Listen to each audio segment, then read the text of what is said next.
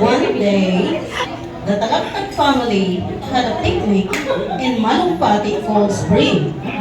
While having fun, they saw one of their kids trying hard to swim off the water. They wanted to help her, but they could also swim. Sige rin. Ay, dali na maligos kita. Gini kamig ba? Nagkibigil ako. Kamig! Eh, tapas ka mo malakin. Uy, hindi ka magpadalo. Hindi kita kumaan maglangoy.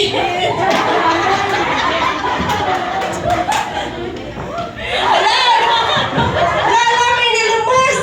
Uli, please!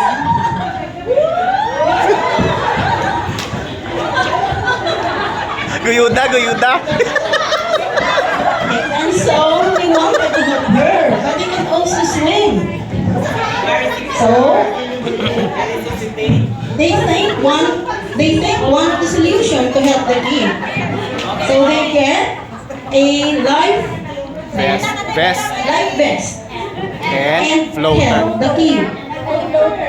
And the Floater. floater. 1, 2, 3. Nauwi ang bata. Okay rin.